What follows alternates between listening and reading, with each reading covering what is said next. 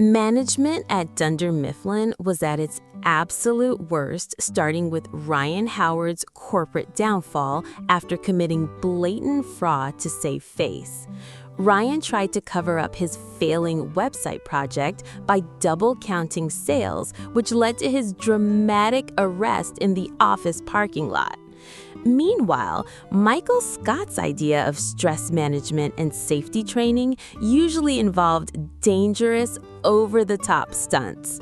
To teach the office about depression, Michael took his antics to extreme levels by standing on the roof, but his plan backfired immediately when test drops ended up damaging employee vehicles. Instead of taking real health discussions seriously, Michael turned serious matters into petty office drama. Things didn't get any better when guest managers showed up, like Nellie Bertram, who simply stole the manager's chair with the logic that if no one was sitting in it, the job was automatically hers. She freely admitted to having no real skills, proving that management was often pure chaos. Then there was Michael Scott, dealing with corporate pushback from superiors like David Wallace. After feeling unappreciated for 15 years of service, Michael decided he had had enough and delivered one of his most iconic exits by dramatically quitting on the spot. Management also loved playing psychological games with employees, like Robert California's mysterious notebook list that divided staff into two columns. The entire office descended into chaos, trying to figure out if they were on the winners' or losers' side, only for Robert to dismiss the ominous list as a harmless doodle.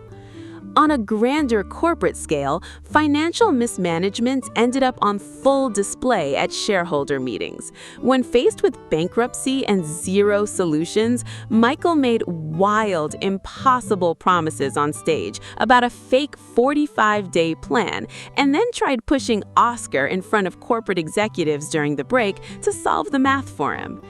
Absentee management reached its peak with Andy Bernard, who disappeared on a boat trip for 3 months.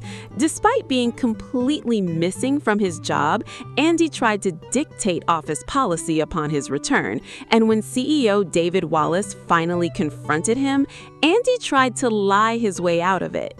Legal depositions with management were equally chaotic, especially when Michael Scott took the stand, repeatedly using inappropriate jokes during official proceedings until his private journal entries were read aloud as evidence. Miscommunication was another managerial specialty, such as Michael creating a disastrous golden ticket discount that cost the company a fortune, only to frame Dwight into taking the blame. Corporate restructuring rarely went smoothly either, especially when Josh Porter leveraged his new promotion just to take a job at Staples, leaving corporate scrambling.